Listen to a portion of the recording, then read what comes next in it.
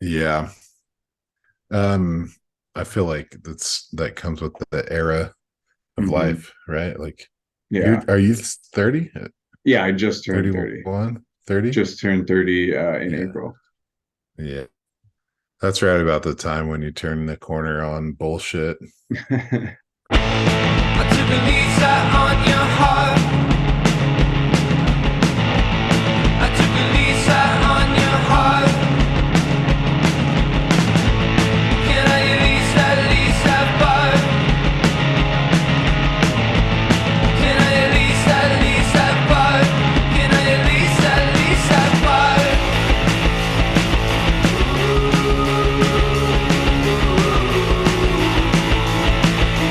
Welcome back, everybody. We are Rough Draft I Research. took a You are lease the out on audience, your and heart. together we are on a quest for dynasty domination. We're back, everyone, and we're getting into our AFC stuff. So, without further ado, there, Dan, take it away for us. You got it, man. Yes, AFC.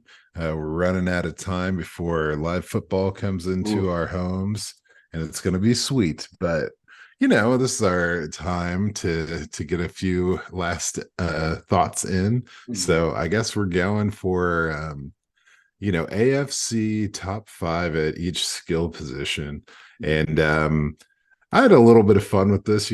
Some of the names are obvious, but when it comes to putting a list like this together, you got to have fun. And I managed to have a good time. Oh, yeah. Um, we're gonna get some sleepers and some bust in there as well. So I don't know, man. It's gonna be a pretty self-guided journey through these positions. So I don't know what else to say.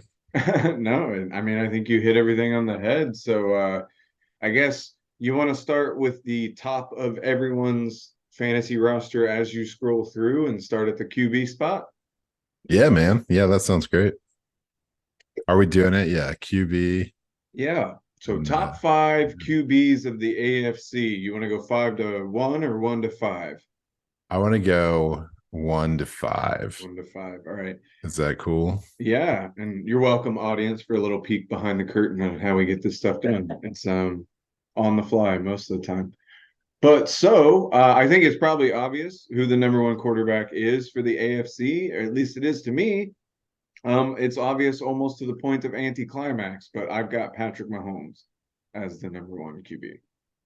Wow. I did not put Patrick Oh, you Mahomes as didn't? number one. Okay. That's right.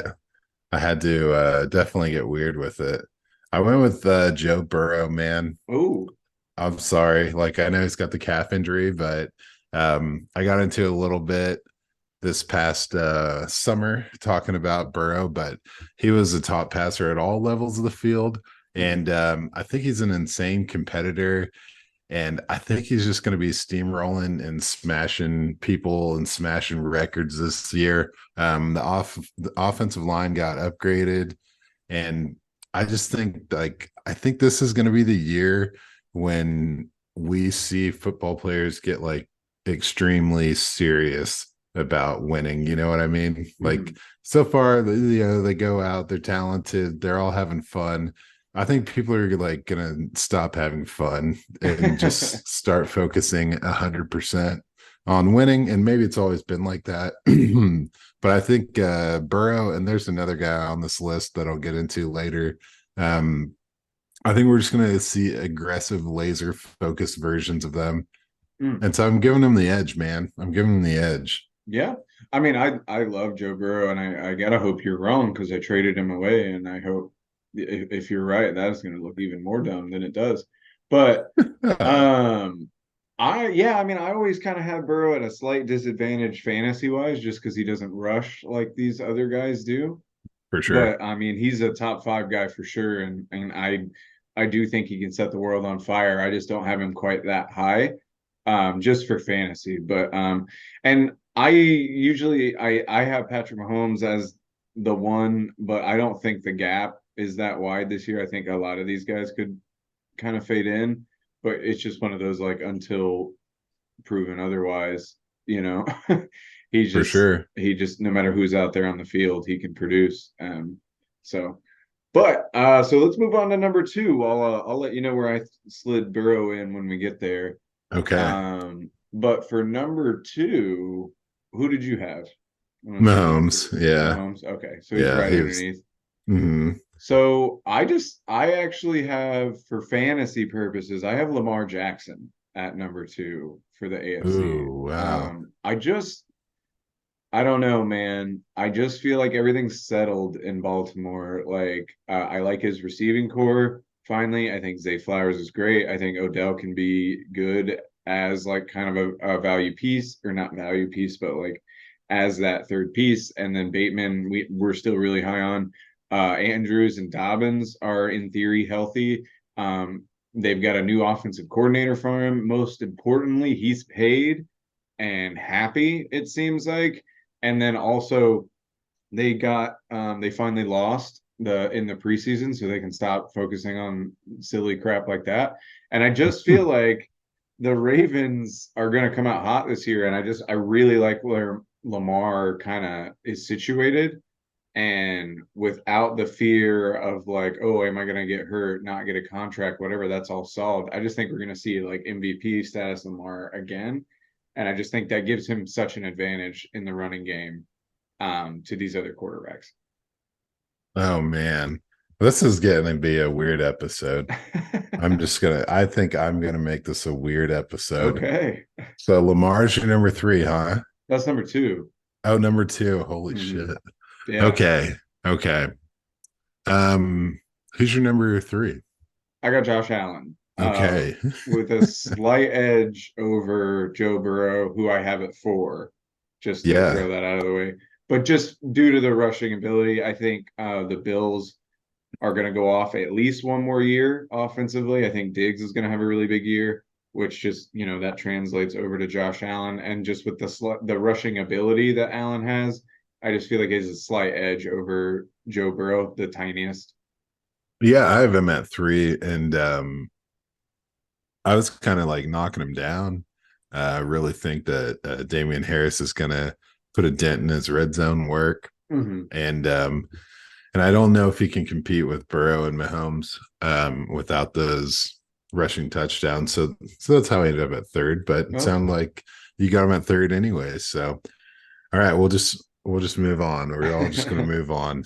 Okay. So who then, it'd be you for fourth, because I got Burrow at first. I mean, Okay. for all the reasons you said, I Yeah. do like Burrow a lot. I just not, I guess, that much in terms of fantasy production.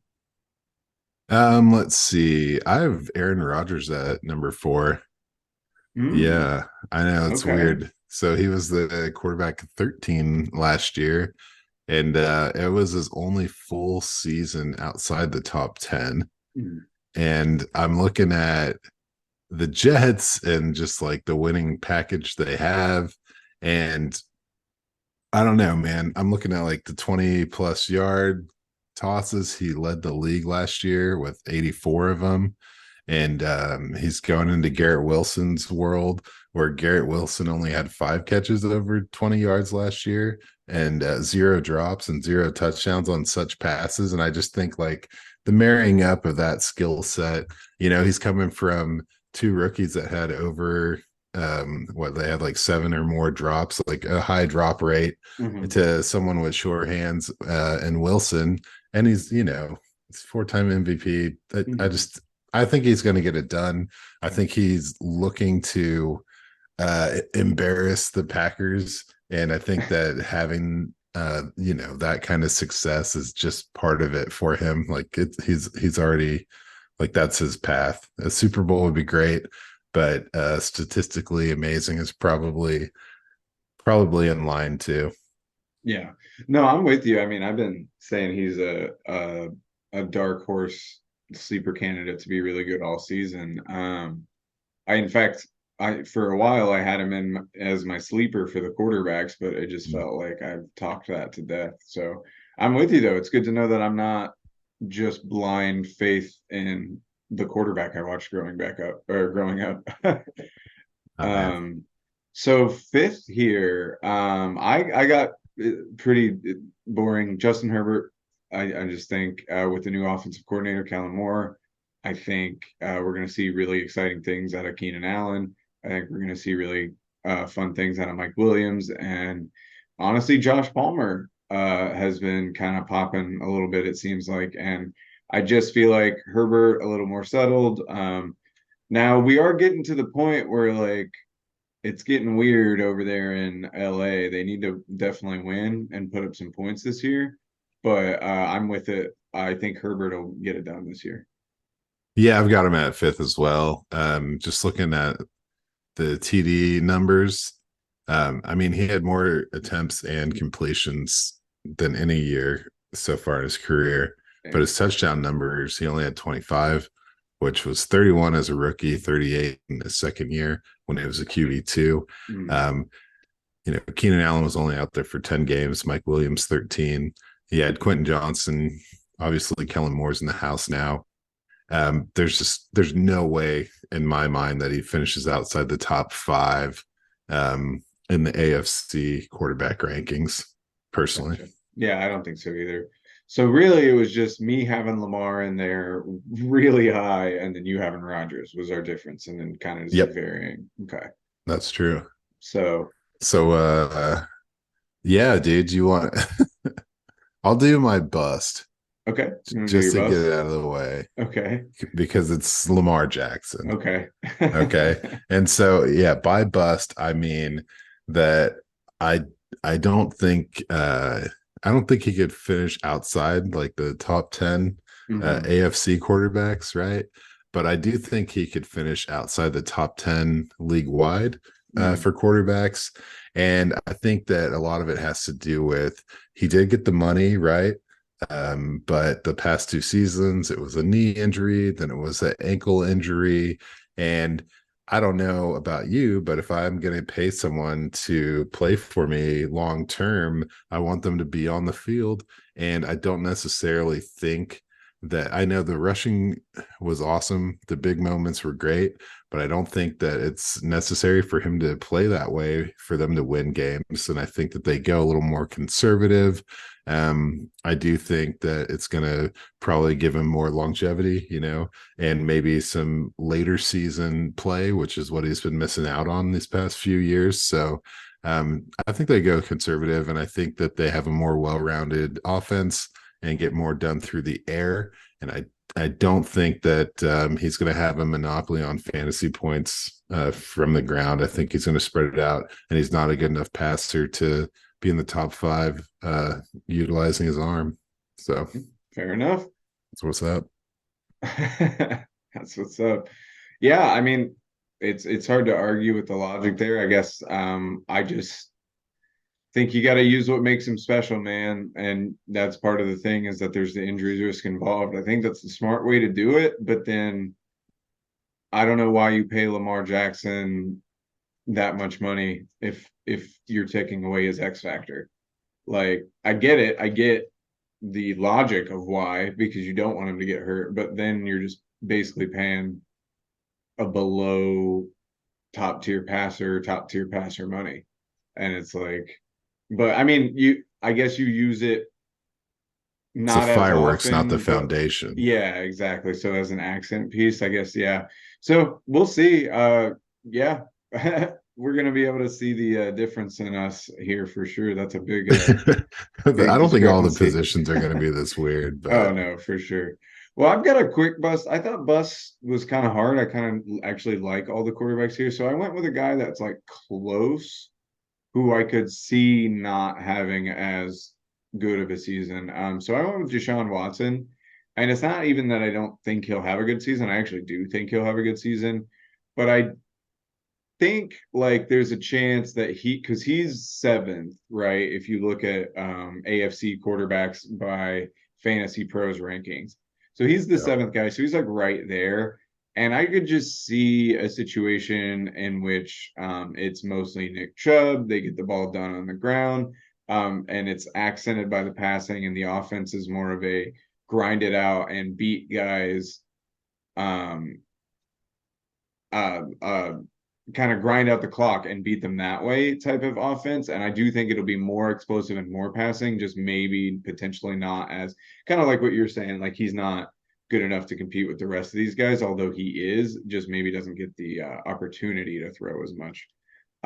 That's the only one, but I don't even think that's not a strong feeling that I'm like, yeah, he's for sure not going to be good. I think he will be, but if we had to put a bust alert out, I think that's one. Really? Well, let me get into my first sleeper for the Sleeper. quarterback Okay. position. It's a guy named Deshaun Watson. Yep. And it's not a very deep take, but I have to say that he finished exactly fifth league wide in all Did. three of his full seasons. Mhm. And I trust the ground game. I trust Stefanski quite a bit. And this offense added Elijah Moore and Cedric Tillman. And it just makes me excited. I feel like if he doesn't crash the train, I mean, he could be, yeah, I don't know, full steam ahead, right? I don't know how many more train metaphors I could throw in there, Yeah. No, but I'm with I you. don't know. He's high variance to me. I didn't love what I saw out of him last year, but that was one year No, he'd been off football. Like all kinds of not excuses is a strong word. I don't mean it that way, but like all kinds of reasons why he didn't. He could very well be that guy. He's only 27 years old.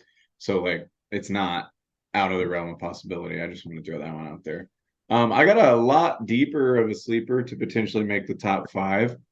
nice. Um, and we've seen these kind of like lower tier QB. I mean, look at like Daniel Jones resurgence last year from out of nowhere. And it was a lower scoring year for quarterbacks. We talked about it a lot, and he has that running ability.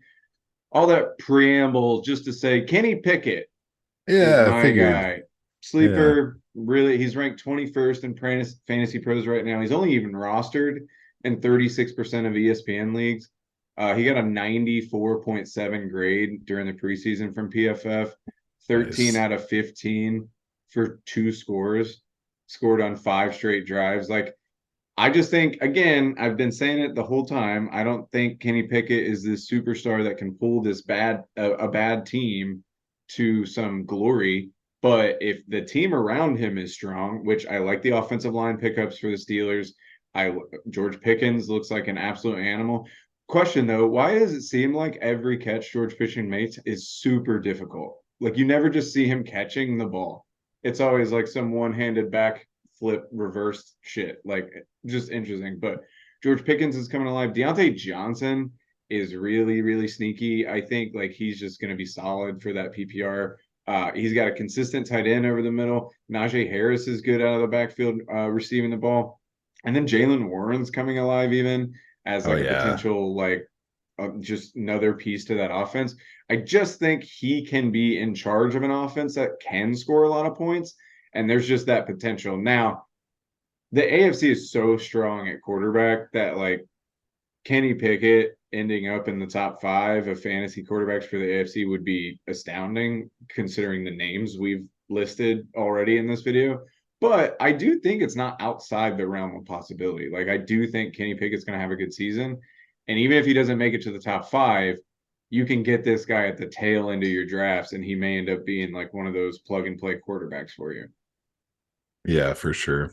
I like it, man. I thought when you said Daniel Jones, this is where you're going.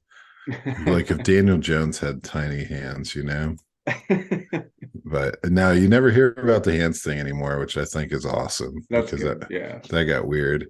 But yeah, if in order for him to finish top 5, not only would he have to beat out the 6 quarterbacks we've brought up or 7, Mm-hmm. but also Tua To and Trevor Lawrence Trevor and Lawrence, yeah, Anthony Richardson, Anthony Richardson.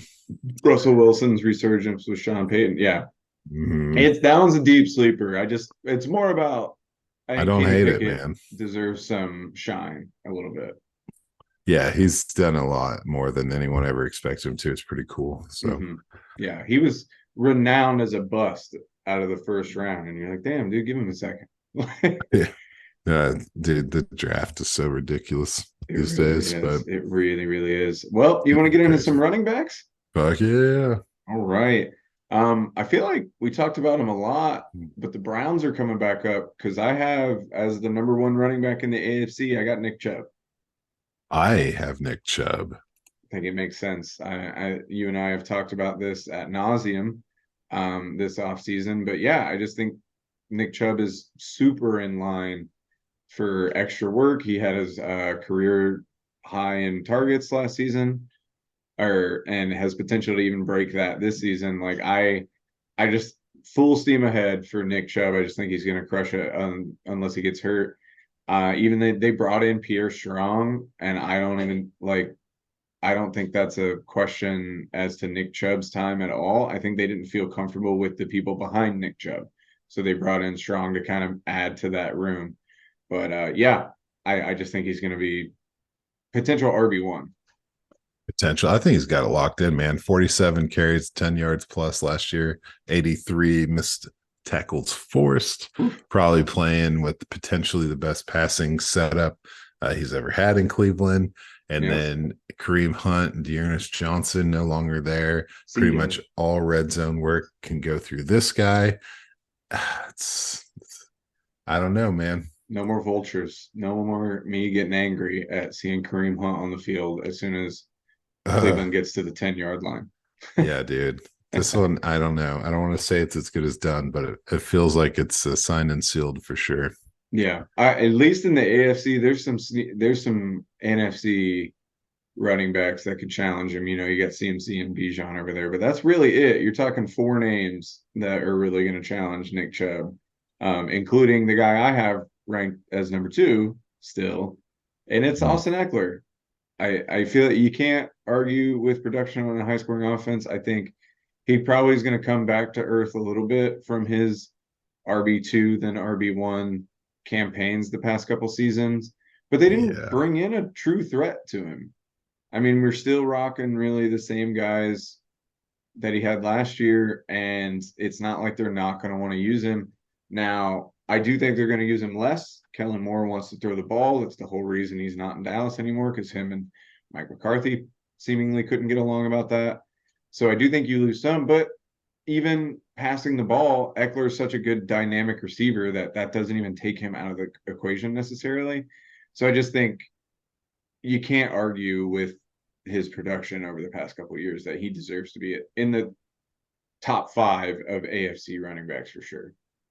Absolutely. Yeah. The past 2 years, he's had 200 plus carries, 900 plus yards, and double digit touchdowns on the ground. It was stupid last year, 127 targets. I think that's a product of the injuries in the wide receiver room. You had Quentin Johnson. I think you could probably get a little worried about that target share, but then you also look at Kellen Moore coming in, and Tony Pollard and Zeke combined have never added up to that many targets in the running back room. Only 1 year did they hit triple digits. And that's pretty much what Eckler has done in all of his meaningful years.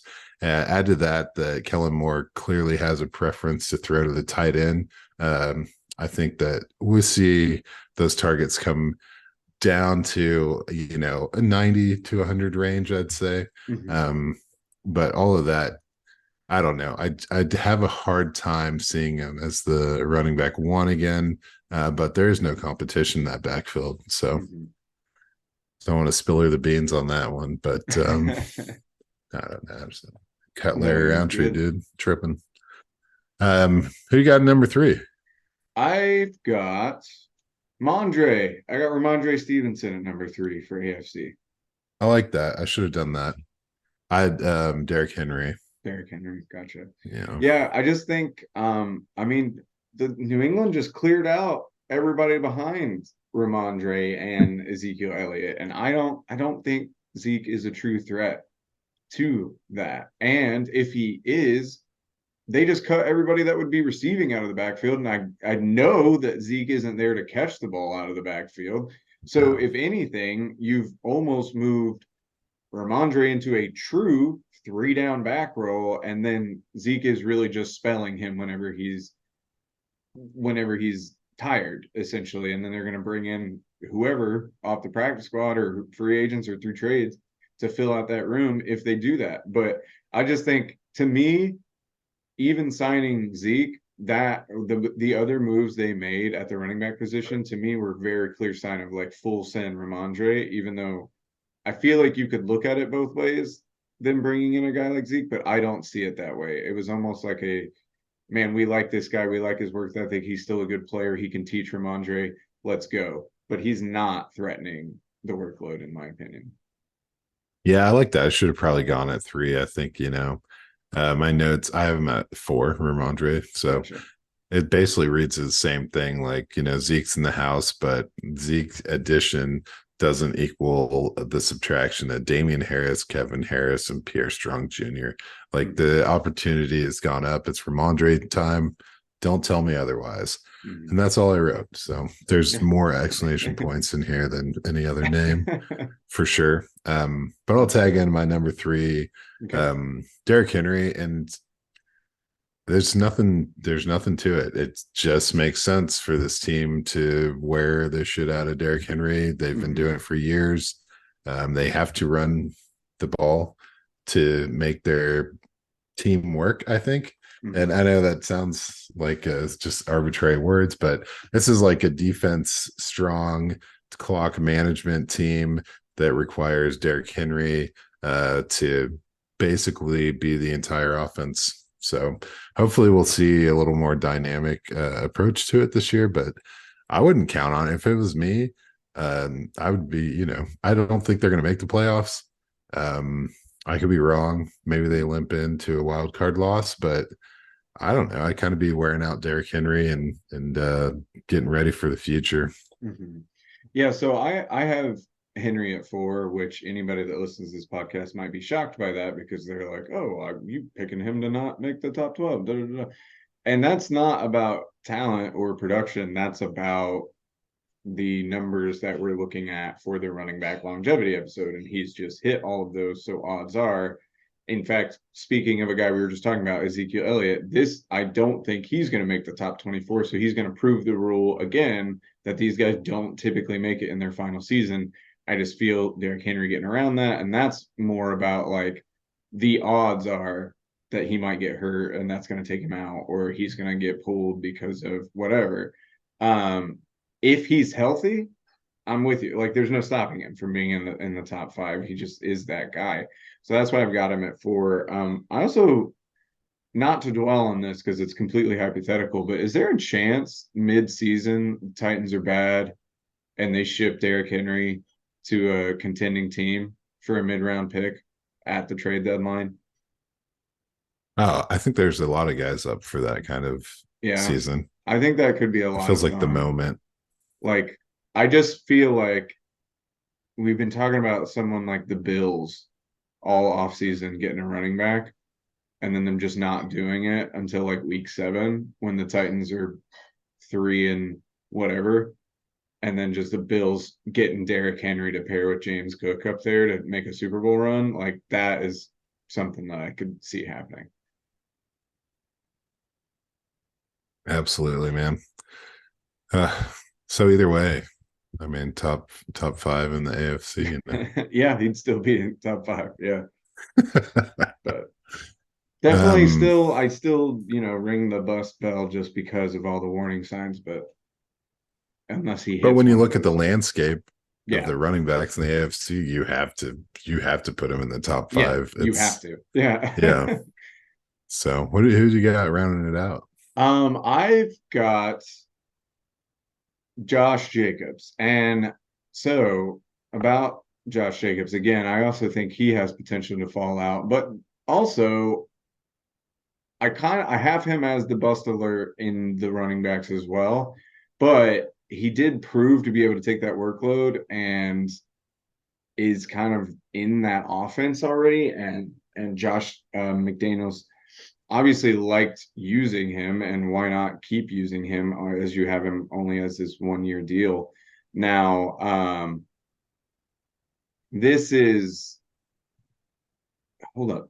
I may need to redo this. He did sign a deal, right? I didn't get that fucked Yeah, up. Okay. 1 year, All 12 right. mil. Yeah. So you got him on that 1 year deal now, and presumably that's either a prove it deal that he needs to do again to sign with you again, or just like we need you for one more season and then go to free agency. So I think they're going to want to use him a lot, and I don't have a lot of faith in the passing game with Jimmy Garoppolo there. So I could see them relying on him just as much as they did last year, and he proved to be able to do that. So I think it's the same thing when you look at the landscape. There's other guys that could be in this conversation for AFC running backs. You got like Joe Mixon in there. You got Najee Harris in there, who's a strong competitor. But I just think at the end of the day, the workload that Jacobs got last year, if he can meet that again, then he has potential just through sheer volume to be in the top five. Yeah. I let's see, my Josh Jacob notes. Basically, just the workload was unreal last year. I see that continuing, but I cannot see him getting another 1,500 yard plus season. The Raiders are going to be awful. I believe in Jacobs, but I do not believe in him as a top five in the AFC this year. He is my bust alert as well. Nice. Okay. But he's not my number five. Joe Mixon's my number five. And I don't know what's going on with this. All right. Okay. I get it. Like off the field, there's reasons to not like him. It gave the team a great bargaining position to negotiate down his cost. But man, he was hot shit in 2021, right? He was amazing. Everybody loved him. And so then 2022 comes along. And what do you want from the guy? Okay. Don't be pissed. Everyone's like, he fell off a cliff. He didn't fall off a cliff. He was never on a cliff. His yards per carry went from 4.1 to 3.9. Like, that's not a big deal. His workload went down to 72% of his 2021 workload. His yards went to 67.5%. That's pretty proportional to the workload. And then his touchdown numbers were 54% of compared to the 72% of the workload, right? So that was a little less efficient, but it was also his highest targets and catches of his career. And he is 27. I'm giving him one more year. And I think he will do better than Najee Harris. So that's why he made my top five. Okay. And I think he's do better than Josh Jacobs, but yeah, I mean, he was on the cusp of that. I flirted with him on that 5 spot as well. So I'm with you there. I do think he has one more year of being really, really highly valuable in fantasy.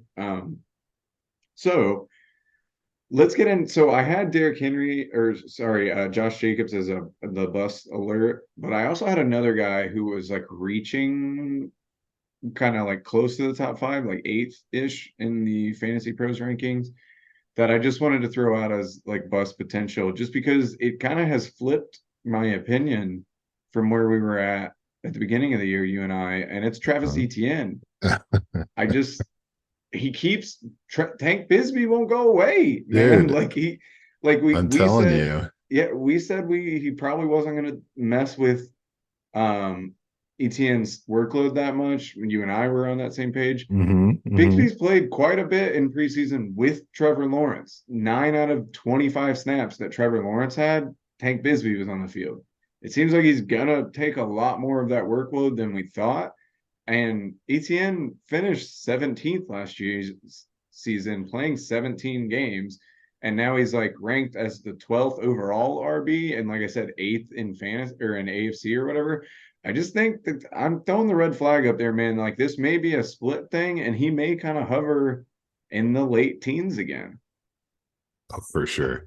Yeah, dude. New rule. If we both agree to be out on somebody, a rookie, then it's time to be like one of us just has to draft the guy. We have to like agree to draft the guy, because that's just the truth of it, man. I agree with you, Tank Bigsby. What the hell, dude? But it's really 2 years in a row for me, for sure, because my sleeper is Dameon Pierce.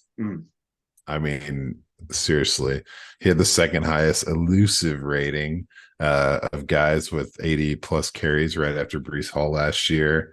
And he had 62 missed tackles forced on 220 carries.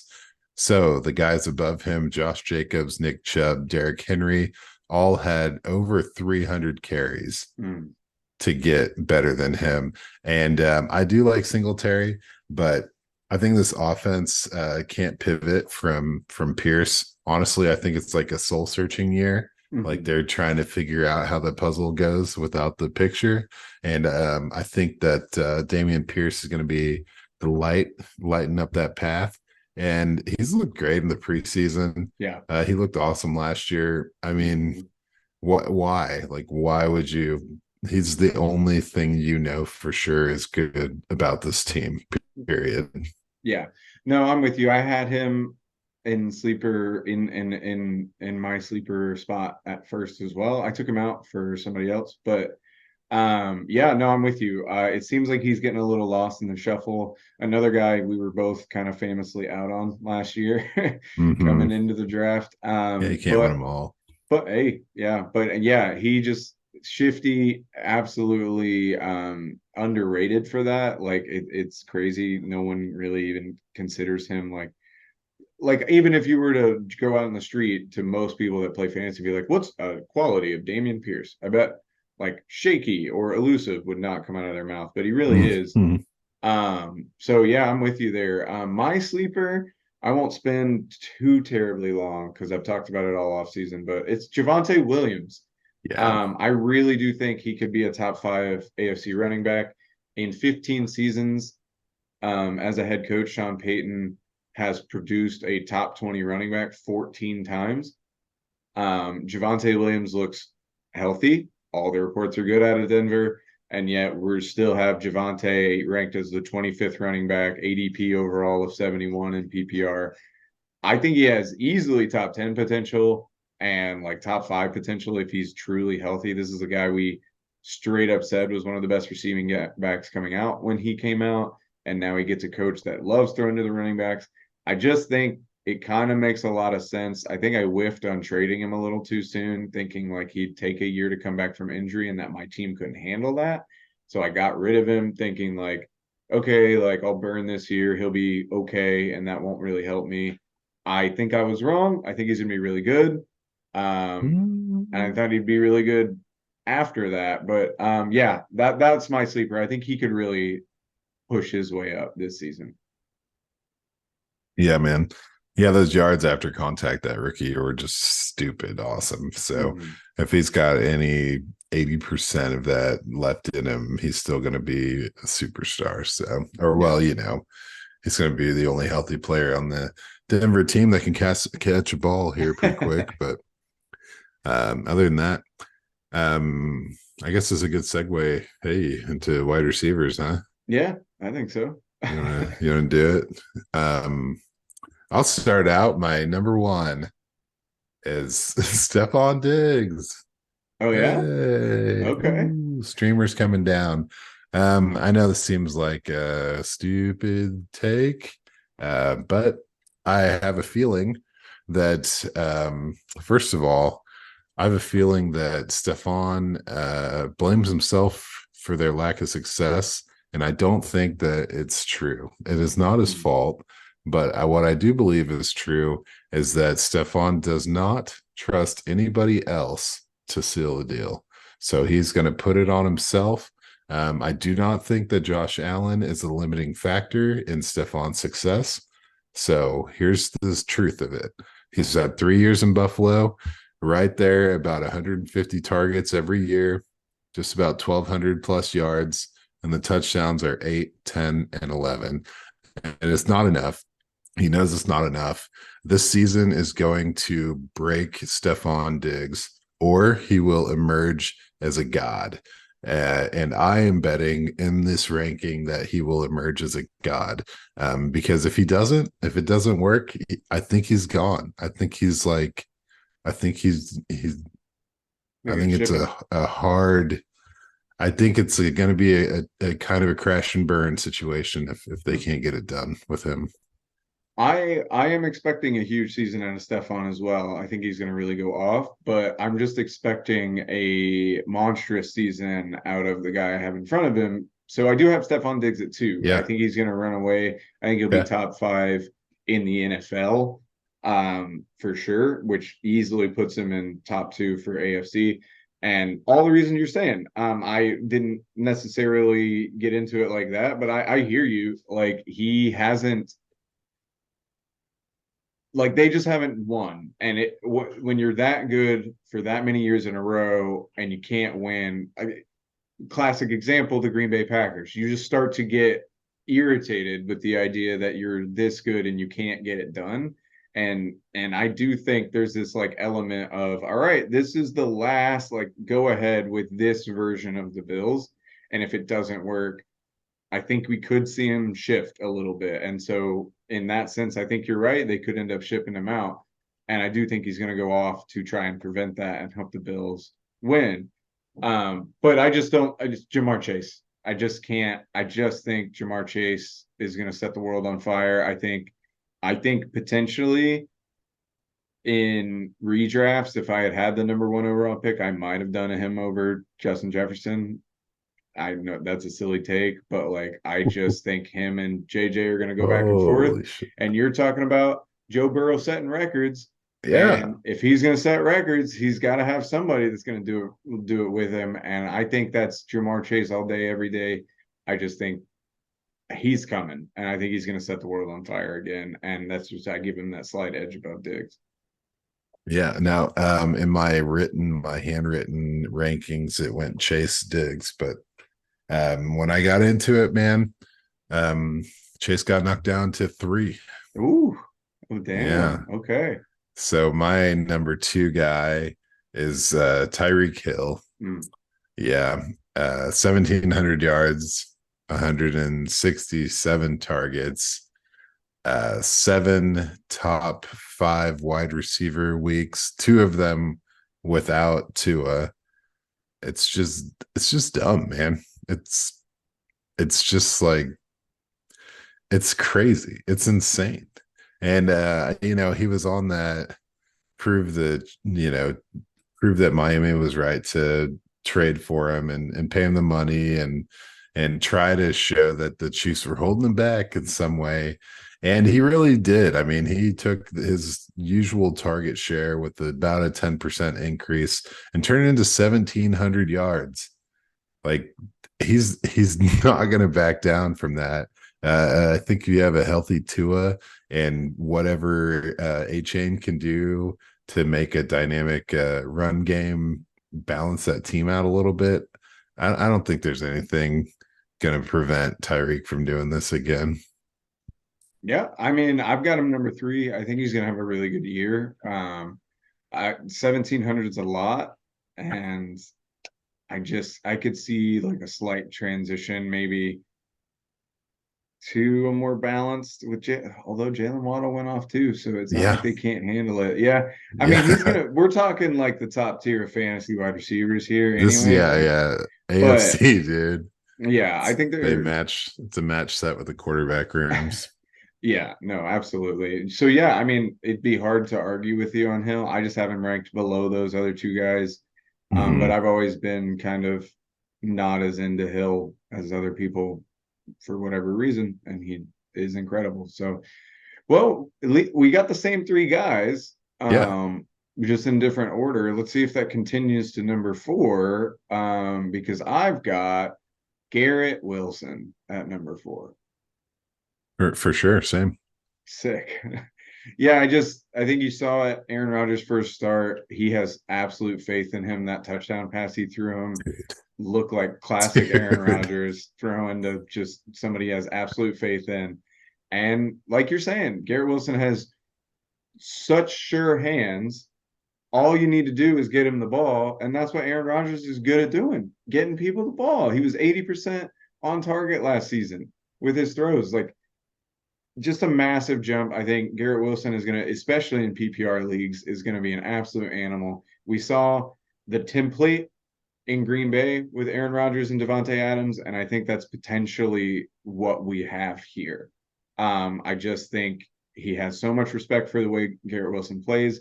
It's very similar in certain aspects to the way Devontae Adams plays, and I just think it's kind of like a match made in heaven if you want to get weird about it.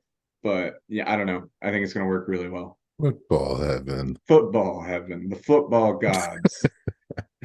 Yeah, what did they do? They took the offensive rookie of the year and matched him up with a four-time MVP. That's that's on the rebound, baby. Yeah. So yeah, it's crazy. Yeah, the only player with more missed tackles forced as a wide receiver was Debo Samuel. So in Mhm. addition to the chemistry and the connection and the sure hands, he also can do things with the ball in his hand, and it's a recipe for disaster, man. The nastiest nastiness. Um, Garrett Wilson is a guy that I'm like, I was kind of waffling on. Obviously, I had him here regardless, but then I saw that catch, dude. And like, if Mhm. that's the entry level chemistry going into the season, it's insane. I Lights don't want to out. say the sky's the limit, but it's kind of feeling like we're in the stratosphere already. So, Yeah, for sure. damn. Okay, well, number five. Number five. I Uh, just I couldn't I couldn't take Devonte Adams out of the top five, even with my feelings of hesitation on Jimmy Garoppolo. I think Adams has earned it. He's done it with people like Brett Hundley and been good and been consistent and been incredible. But all that said, he is my bust. Not like Josh Jacobs, where I have another bust ready. Like Devonte mhm. Adams is both spots. He is fifth Oh, and also my bust warning, just because I could just, like you're saying, that I could see the Raiders just going off the rails and being really, really, really horrendously bad, which could affect his stock in the top five. Like if they're literally just not scoring enough points, he is a guy who feeds on touchdowns, is an animal in the red zone, is one of the higher end red zone weapons we've seen in a long time, especially paired with an accurate passer. And if you take that away, he does lose a lot to his game. He'll still get the PPR points, still get the yards. It's not like Garoppolo can't throw the ball. He gets it to people. He's funded fantasy relevant people before, and this is by far the best receiver he's ever had.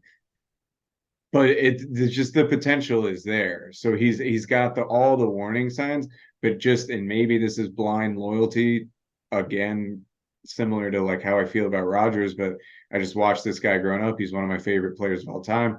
Maybe I just couldn't take him out yet, but he's there. I see the warning signs. I've got him as my number 10, you know? Yeah. 10, Or number 5. five. Okay. Number five.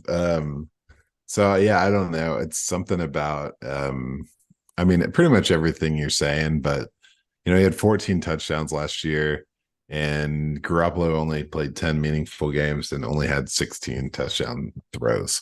And so these players are going to have an effect on one another. And I Mhm. believe that, like you're saying, Devontae Adams is going to lift Garoppolo up with him. I do not think that he's capable of being taken down Mhm. to Garoppolo's level, if you will. And yeah, I mean, he dominated last year with a new scene, right? 168 targets, 15.2 yards per reception. These are all some pretty much career highs for him. And, you know, whatever, man. This freaking Josh McDaniels guy, Josh Daniels, he wants his job, right? He wants to keep coaching for the Mhm. Raiders. Right? This is how you do it. This is the way. Yeah. So yeah, I'm for O'Connell. Hmm. Throwing that out there. What up? There we go. So give me That'd some be more Aiden. fun. I'd honestly Yeah. feel better about I like a would rookie too. just trying to Yeah. force it to Devonte Adams because that's what I would do. In fact, in Madden 24, my little career franchise guy is me on the Raiders, and I've been feeding Adams every chance I get. So Aiden O'Connell, get in there, do the same thing. Make this Raiders team a little more interesting to me. Yeah, man. I can't wait for the Jimmy Garoppolo documentary in 10 years. So where the hell did this guy even come from? Like What Eastern was this? Illinois or whatever? Yeah, Come dude. on. He This is came from none of this nowhere. makes sense. Yeah. Come on. Well, It's just some so Belichick craziness. so I straddled the line with my bust there. You got a more true bust for us? Not really, dude. The thing, I have Keenan Allen as my Oh, bust. Um, Interesting. Okay. yeah, just because I think that the way this team is successful is I don't know, they're gonna target Mike Williams. I think that's the way Hmm. to win. Okay. And Keenan Allen's gonna get his, but I think he's gonna split that kind of work with Quentin Johnston. And a guy I'm gonna talk about later. I think it's gonna get featured more heavily. I just think it's a more well-rounded offense, and the Keenan Allen's over the hill a little bit, and I think this is gonna be the year where it's a defined decline. I don't have anything special statistically; it's just a feeling for me. Gotcha. Um, but yeah, That's my original sleeper was. Oh, go ahead. Sorry. well, I was going to say that's super ironic because my sleeper is Keenan Allen Oh shit. to make the Oh top fuck. five. Well So, then, good. That's great. I love it when this happens. and it kind of similarly, I don't have a lot of data to back it up. It's just kind of a feeling. The reports out of Chargers training camp is like he has been electric. It just seems like he is fitting into this Kellen Moore offense really, really well. And it Nice. almost seems like he has a new gear if you believe the reports in training camp. And I guess I do. I'm on board the Justin Herbert train. I'm on board the Kellen Moore train. And just somebody's gonna be that guy this year. And if right now that's Adams or Allen, then I'm on board. And so I have him as a potential sleeper to get into the top five of wide receivers of the AFC. So that's just a little bit of irony there. Fine. Well, I'll switch to Calvin Ridley. The guy's only got one season over 1,000 yards. Hasn't played since 2020. What are we doing here? The target share, all the targets are still there. No, just joking. That was a tough one. I went with Keenan Allen just because, the ice has to crack Yeah, eventually. no, he is right in that line, and a guy who's been super injury prone being at that line is like not ideal. But I Yeah. don't know. Like you said, it's just a feeling I have. I just have a different feeling. Yeah. Yeah. Yeah. Well, my original bust was gonna be DeAndre Hopkins. Mm, And I was like, let me check this out. He's got a bust, right? You look at it last year when he was having some successful games, he was getting like 14 targets a game. Kyler's throwing like 40 plus targets a game. And then you look at Tannehill, who's throwing like 25, 27 targets or attempts, I guess, at that point in 2022, and you're like, well shit, there's no way mhm. Hopkins can do anything solid with that kind of workload. Well, all right, do a little more digging, and I see going back to 2021, and Hopkins is running pretty healthy for the first 7 weeks of the season. He only had 33 targets in Mm, the first 7 weeks of 2021. He had 8 touchdowns and was the wide receiver 12 in yep, that time frame. And I was gonna call him my bust, and now he's my sleeper. that's Um, fair. that's just what it is. And It's talk like a level of this offense that's never existed. Yeah, and talk about a guy who is quarterback proof. I mean, we have seen the absolute dross that he's had to play with throughout his career, and he's just consistently in the top. So no, I think you might be onto something. I didn't have the stones to do it, but I did toy with him as a sleeper. So Well, look at us go. All right. Well, we better just keep wanna on moving, man. We're clearing victories. wrap it up with some tight end talk. This one Guess should go so. a little quicker, I think, because I think it's pretty easy. Travis Kelsey, number one, right?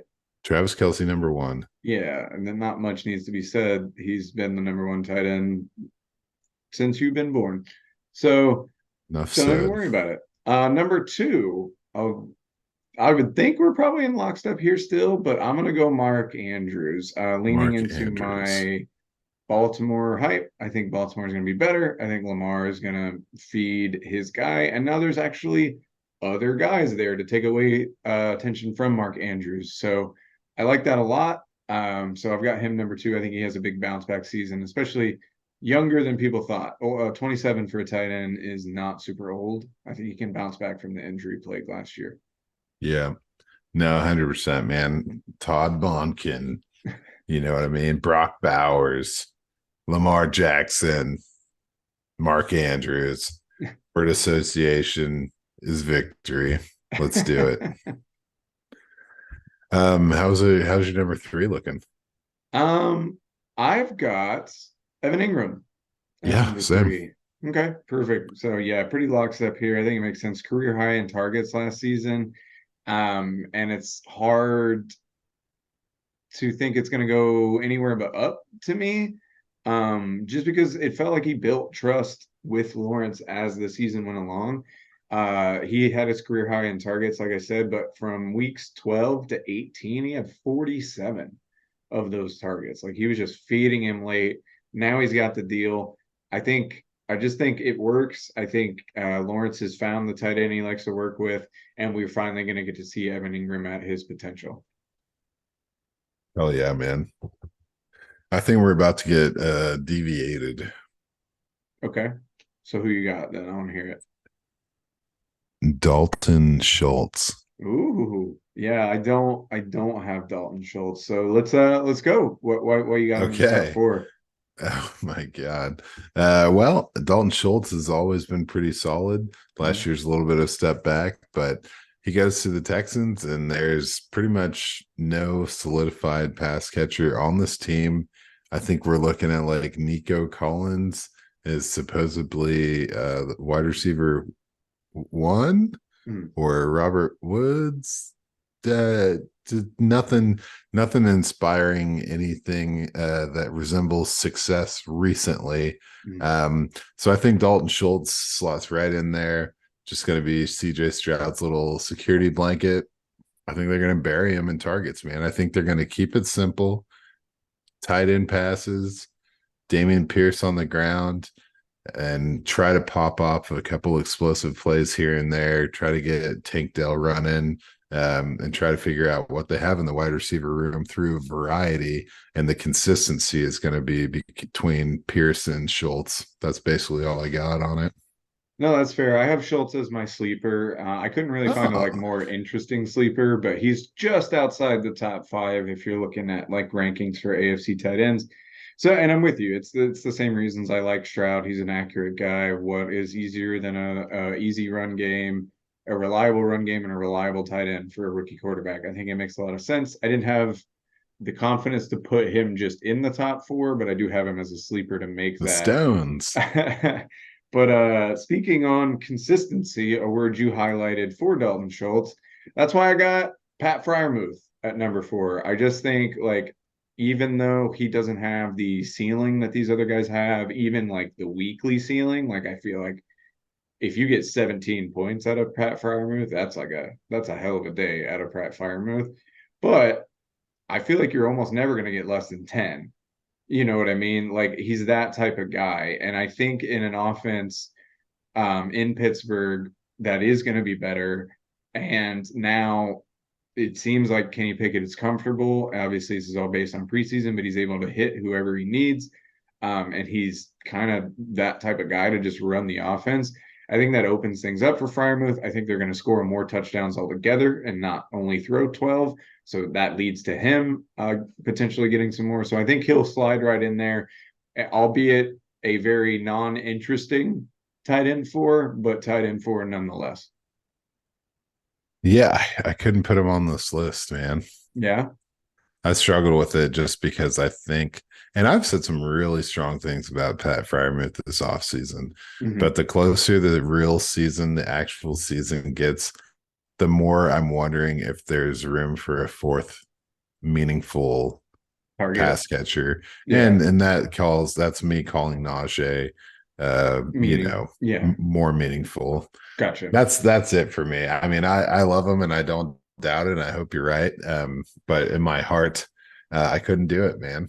No, fair enough. I mean, those are very realistic concerns to bring up because it's not like Kenny Pickett, we're not expecting him to throw it 50, 60 times a game. So Yeah. these targets are limited and especially touchdowns are going to be limited. So I hear you. I just think he's consistent enough to get it done.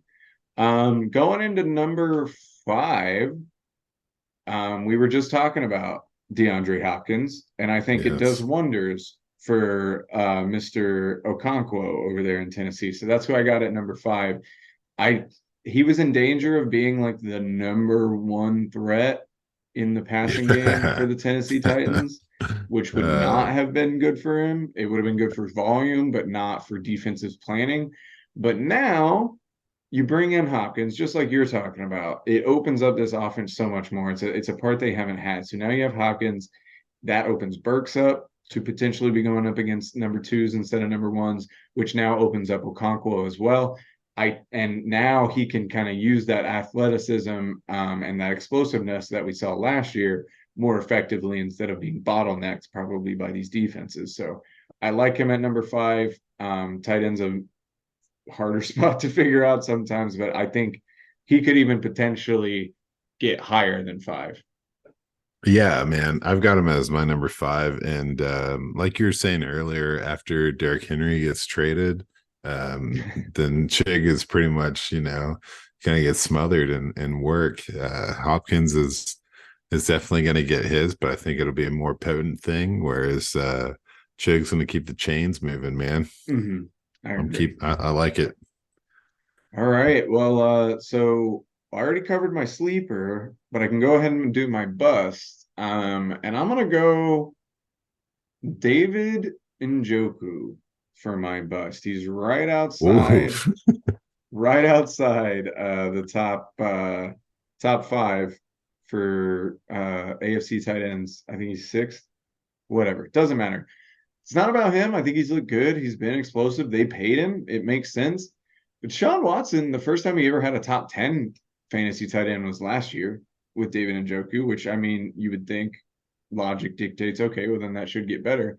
But they brought in Cedric Tillman, who I think is going to be good and take some targets this season. You've got Amari Cooper there already. Donovan Peoples-Jones was good with Deshaun Watson. And then Nick Chubb, I think, is going to get a lot of work out of the backfield, running and passing. I just kind of like what you're saying for Freiermuth, where you don't know if there's like room enough for there to be another meaningful guy. I could see that happening with Njoku. And if you look at Watson's history, and now it was only in Houston, so that you could either say that this is just lack of a true pass catching tight end or just Watson's tendency to not throw to him. But he didn't even have a top 20 fantasy tight end but once when he was in Houston.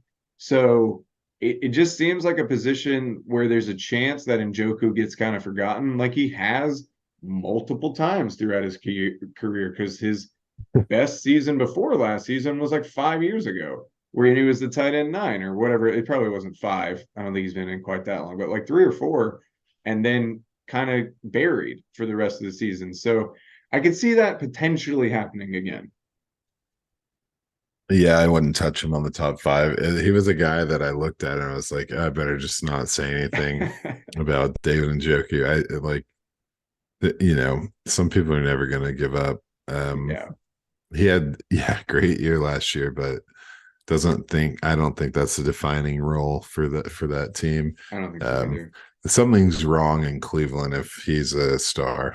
Mm-hmm. You know what I mean? Yeah, he seems like a backup option for sure, which is kind of how he was being used last year. He started to come alive whenever later in the year. So, but anyway, who we got? My bust, Dalton Kincaid. Okay, yeah. Dalton Kincaid. I don't even know where he is on this list.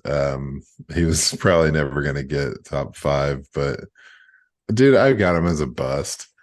You don't put a rookie hybrid tight end, wide receiver, pass catcher right in there. Like there's so much energy, like pressure and heat, and they're pressing diamonds out of coal, and you don't throw a rookie tight end into the mix and say, we need you to be the X factor for this team, because he's going to get torched, dude. He's going to get completely destroyed if they lean on him too heavily.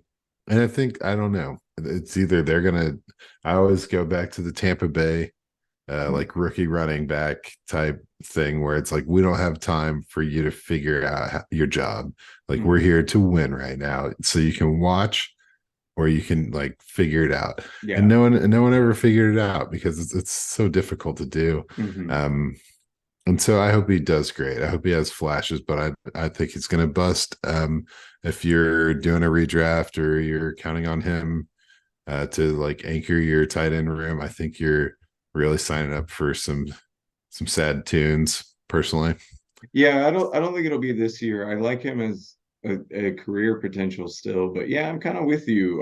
There's not a lot of room for error in Buffalo, and if he has any sort of error early on, like they could kind of pull him. Now, it is worth noting Josh Allen still like all we hear about is how much he loves the kid. So it could be one of those that they force to happen, but I just think that's a next year thing. I'm kind of with you on that. Well, I I think go yeah. ahead. It just reminds me of like the James Cook, like they Mm, forced that last year and it had growing pains, yeah. and it's hard to say like the team benefited from it. Yeah, So just see a maybe I don't similar know. thing happening. Yeah. Hmm. Well, I got into my sleeper a little bit earlier with Dalton Schultz, so not too much terribly to add. I just think he can be a reliable weapon for CJ Stroud in his rookie season. So, who do you got as your sleeper? Gerald Everett, baby. Okay. Yeah. And this goes right in line with things that have been said multiple times, even about Dalton Schultz and Kellen Moore and the tight end preferences that were established in Dallas. I think Gerald Everett is a very solid tight end.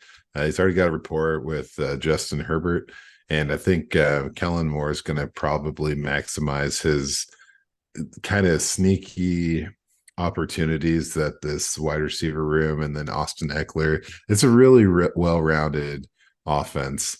Um, and I think that lends itself to mismatches, and I think they're counting on Gerald Everett to exploit some of those opportunities. Yeah, I think makes he's a a lot. smart coach, Yeah. good, powerful. Like there's no weaknesses on this offense at this point if they can stay healthy. And that means that everyone's going to have an opportunity to capitalize. And I think I'm putting him in there. Yeah, no, makes a lot of sense. There's a lot of talent on the field, and then you have a incredible distributor of the ball in Justin Herbert. So yeah, I mean it makes sense. And tight end's such a fluctuating position. You can go on a run at a certain point and like take over the top tight end spot. So well, not the top one because Travis Kelce Right. will have that, Yeah. but you can take Score over one of 7 touchdowns and yeah. the rest is a cakewalk. Yeah, So exactly. So I could see that for sure. And we've seen successful tight ends in Dallas for sure. So, well, there you have it. There was our AFC top five positional breakdown. So yeah, don't need to get into it crazy because next week we're doing the same exact kind of structure, but just with the NFC. So go ahead and join us for that. But until then, we'll see you next time because well, I'm gonna do this all again because this is a really bad outro because that's what I get for trying to take it from you. I always hand it to you to do next week. I tried to wrap it up and do it together, fell apart. I So think you keep it, dude. let's keep the whole thing. That was Okay. beautiful. I love that. Yeah. I would All say, right. All so I'm going right. to say good night, Daniel. Good night, Daniel. Good night. All right. We've been Rough Draft Research. You've been the audience, and we'll see you next time. See ya. I took a lease out on your heart. I took a lease out on your heart. Can I at least have part? Can I at least have part? Can I at least have part?